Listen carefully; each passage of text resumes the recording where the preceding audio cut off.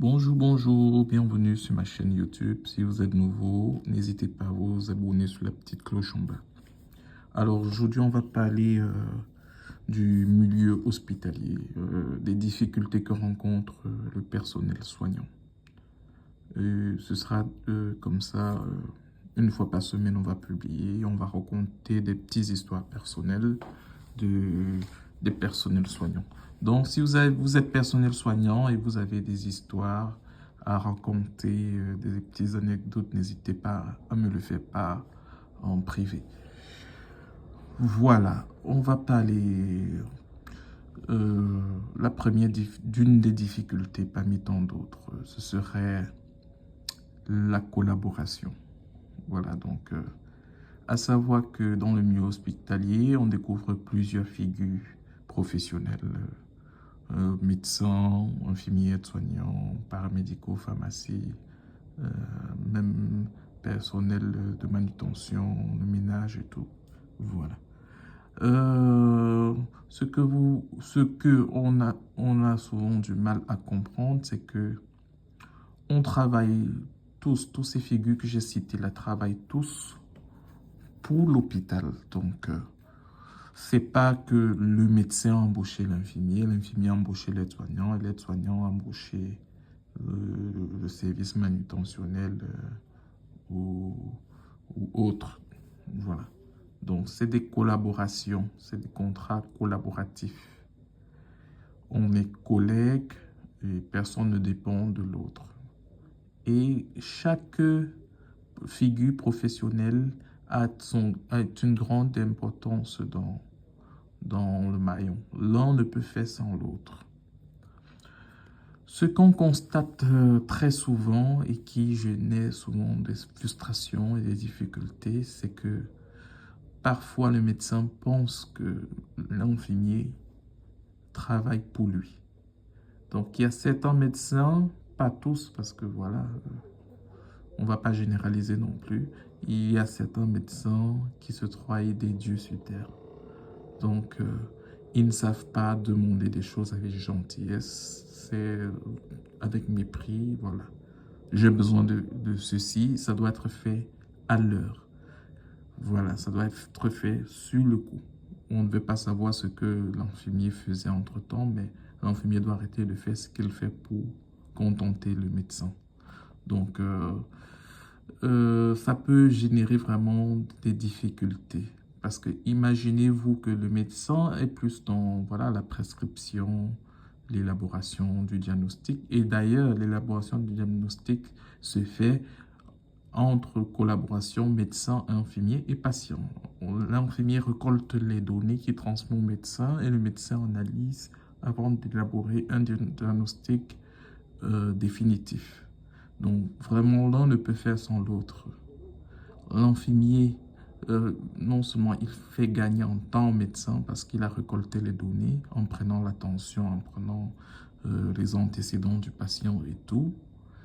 Et le médecin se basant de ce que l'infirmier a dit et des informations complémentaires que lui-même récoltera auprès du patient, il pourra élaborer un diagnostic définitif.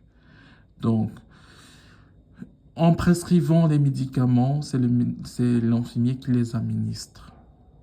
Donc, l'infirmier est un peu le bras droit du médecin, puisque c'est lui qui applique les soins et qui est dans la continuité des soins.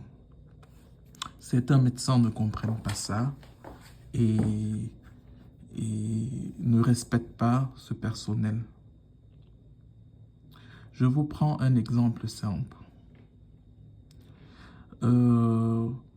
Certains infirmiers subissent de l'harcèlement même venant de la part des médecins.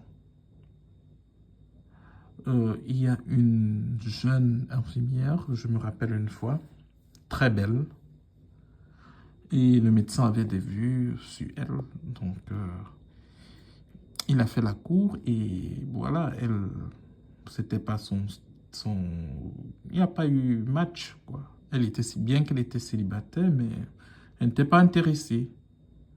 Du fait de son refus de sortir avec le médecin a décidé de la pourrir la vie.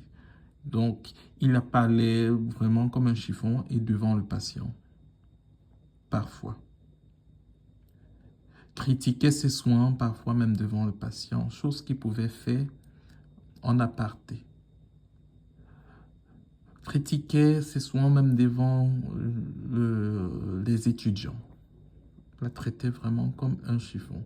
Et pourtant, un infirmier qualifié et qui n'avait aucun problème avant le refus des avances du médecin. Vous trouverez même souvent certains médecins qui font des blagues et qui tapent les fesses de l'infirmière. Vraiment, vous trouverez ça encore dans le milieu hospitalier. C'est vraiment très déplacé. Et puis, il y en a vraiment avec un ego surdimensionné qui se prennent vraiment comme des dieux, qui n'écoutent pas. Parfois, ils se trompent de diagnostic parce qu'ils ne veulent pas écouter les propositions des infirmiers. Parce que savoir qu'il y a des infirmiers avec beaucoup d'années d'expérience qui ont un œil clinique, que parfois même certains médecins en début de carrière n'ont pas. Donc, quand elle vous dit d'investiguer dans ce sens, ça ne vous coûte rien parce que de toutes les façons, ils sont là pour les patients, mais du simple fait qu'elle n'est pas médecin, elle n'a pas le droit, ou il n'a pas le droit, parce que les infirmiers sont aussi des hommes, il n'a pas le droit de faire le reproche au médecin ou d'orienter un diagnostic. Voilà, donc on a cette façon de catégoriser parfois les infirmiers et ça génère vraiment des frustrations parce que commencer le travail en sachant que vous serez critiqué, vous serez méprisé, on va vous parler avec un air hautain toute la journée. Beaucoup vont en burn-out à cause de ça. Quand vous vivez ce genre de situation, un conseil, soit changer d'équipe parce que ce n'est pas des relations saines. Parce que si vous êtes frustré aussi, votre qualité de soins, ça ressentira dans la qualité de soins que vous exercerez. Donc, soit vous changez d'équipe, soit dénoncez. Parce que je crois qu'il y a toujours des unités sécuresses dans chaque établissement hospitalier où vous pouvez de façon anonyme dénoncer. Avec les preuves à l'appui si vous en avez. Voilà, n'attendez pas que ce soit trop tard. Dénoncez dès le premier harcèlement. Bon, deuxième frustration qui peut être un frein à l'exercice de la fonction, c'est aussi le rapport entre aide-soignant et infirmier. C'est vice-versa. L'infirmier aussi n'embauche pas l'aide-soignant. C'est toujours la collaboration dans le respect. Donc, comme je vous ai dit, l'un ne peut faire sans l'autre. Parce que l'aide-soignant est plus proche du patient, je dirais, que l'infirmier. Parce que, prenons un exemple, quand l'aide-soignant le matin arrive pour exercer ses soins, il se crée un lien particulier avec le patient parce que c'est lui qui voit l'intimité, qui entre dans l'intimité du patient, à savoir qu'il voit le patient nu puisqu'il doit laver le patient. Il doit nourrir certains patients qui ne sont pas en mesure de se nourrir. C'est eux qui apportent à manger aux patients, c'est eux qui rangent la chambre, c'est eux qui aident le patient dans l'élimination. Vous comprenez, pas élimination, voilà, l'expression, voilà, tout ce qui est aller à la toilette et tout. Ils sont là, ils sont vraiment dans l'intimité plus du patient.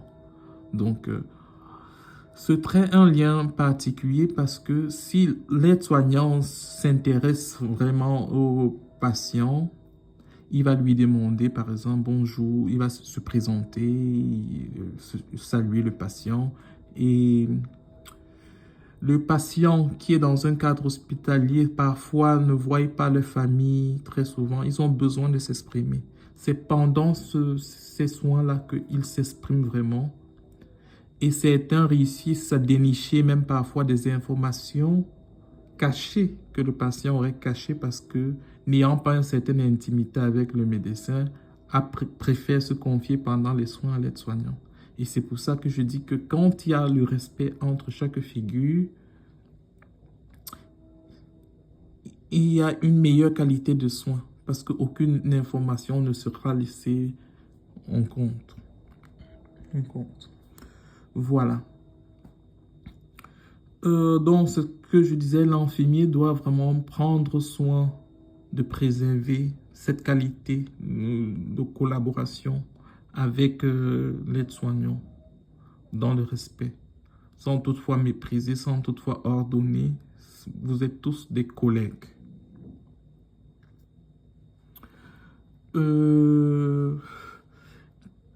Qu'est-ce que je peux dire d'autre?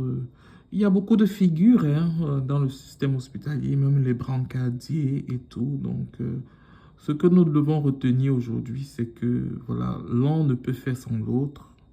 Et voilà, toutes ces figures professionnelles que j'ai citées, vous travaillez tous pour l'institution qui est l'hôpital. Vous êtes tous embauchés par l'hôpital et personne n'est patron de l'autre. Quand chacun fera ce qu'il devra faire de droit, tous les devoirs seront respectés.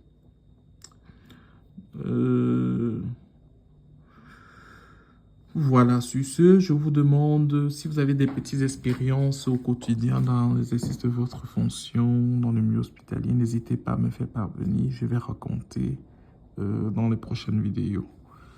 Sur ce, je vous souhaite une bonne journée. Il fait beau à Zamunda.